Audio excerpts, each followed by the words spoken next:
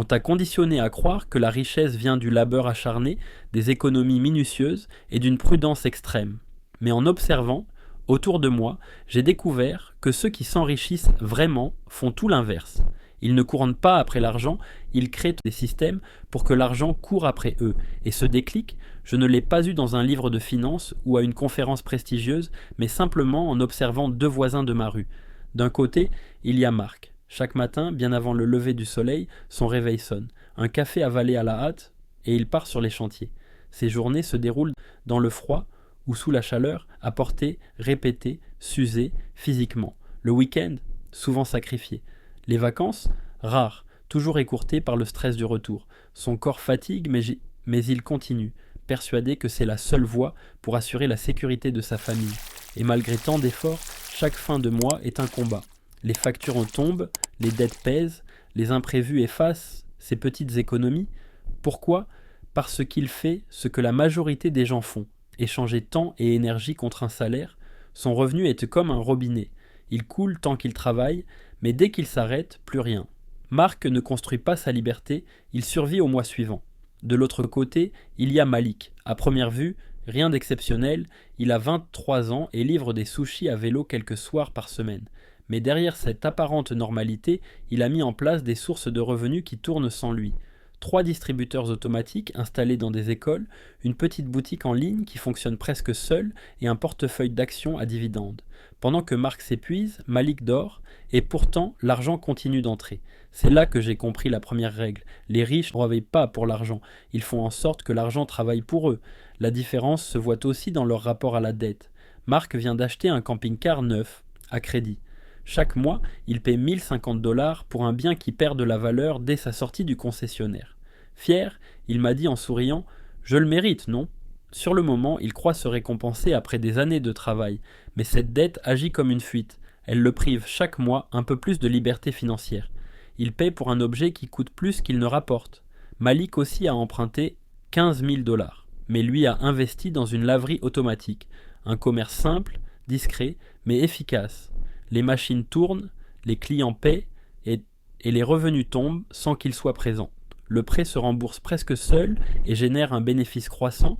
Même outil, la dette, mais deux usages totalement opposés. L'un s'endette pour consommer, l'autre s'endette pour s'enrichir. C'est la deuxième règle que j'ai comprise. La dette n'est pas un problème en soi. Tout dépend de la manière dont tu l'utilises. Et puis, il y a la question des impôts. Marc ne comprend pas pourquoi il paie autant, il râle à chaque paie, mais il ne connaît rien au mécanisme du système. Malik, de son côté, a monté une micro-entreprise. Il déclare ses revenus intelligemment, déduit ses frais et place une partie de ses bénéfices dans un REER, ce qui réduit considérablement son fardeau fiscal. Pas de magie, pas de passe-droit, juste une connaissance des règles. C'est la troisième leçon. Le système n'est pas là pour te sauver, il est là pour être utilisé, ou pour t'utiliser. Une autre habitude fait toute la différence. Marc reçoit sa paie, règle ses factures, rembourse ses dettes, puis s'accorde un petit plaisir. Ensuite, il regarde ce qu'il reste et tente d'épargner, mais la vérité, c'est qu'il ne met jamais rien de côté. Chaque mois recommence à zéro. Malik, lui, fait l'inverse. Dès qu'il reçoit un revenu, il envoie automatiquement 10% vers son compte d'investissement. Parfois, ce n'est que 50 ou 100 $, mais il le fait sans exception. Ce geste, répété chaque mois, bâtit peu à peu un capital qui travaille pour lui. Voilà la quatrième règle, se payer en premier. Attendre la fin du mois pour épargner, c'est espérer qu'il reste des miettes. Les vrais bâtisseurs de liberté commencent toujours par mettre leur avenir en priorité. Mais au-delà de l'argent, ce qui distingue profondément Marc de Malik, c'est leur état d'esprit. Marc reste enfermé dans une vision rigide et limitée, travailler plus pour gagner plus, comme si l'effort physique était la seule monnaie valable. Il répète les mêmes gestes, les mêmes routines, en espérant que le monde s'adapte à lui. Malik, lui, a compris que le vrai levier n'est pas dans les heures qu'on accumule, mais dans les connaissances qu'on intègre. Chaque semaine, il consacre intentionnellement 10% de son temps à se former. Il lit des livres, regarde des vidéos stratégiques, suit des formations en ligne. Ce rituel n'est pas une habitude passagère, c'est une discipline ancrée. Elle lui permet non seulement de s'adapter aux crises, mais aussi d'anticiper les changements, de repérer des opportunités invisibles pour la majorité, et surtout de créer des mécanismes où l'argent travaille pour lui, et non l'inverse.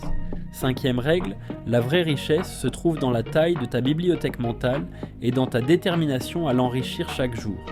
Parce que ce que tu sais aujourd'hui détermine ce que tu peux construire demain. Parce qu'au final, l'argent est un outil. Soit tu le domines, soit il te domine. Tant que tu restes spectateur, ce sont ton employeur, l'État et les banques qui contrôlent ta vie. Mais si tu comprends les règles, tu reprends l'initiative. Tu passes du rôle de marionnette à celui de marionnettiste. Alors tu as deux choix, continuer à vivre comme Marc et espérer que les choses s'améliorent seules, ou commencer à penser comme Malik et prendre le contrôle de ta vie financière. Fais travailler ton argent, utilise la dette intelligemment, apprends les règles du système, paie-toi en premier et surtout, ne cesse jamais d'apprendre. Parce que ceux qui réussissent ne sont pas ceux qui ont eu de la chance, mais ceux qui ont compris les règles et qui ont eu le courage de les appliquer. Tu veux aller plus loin dans ton évolution personnelle et financière? Alors, abonne-toi à Shelba Mindset. Chaque vidéo ici est une claque mentale qui te pousse à sortir de ta zone de confort. On y parle discipline, liberté financière, stratégie, mindset, tout ce qu'il faut pour passer du rêve à l'action.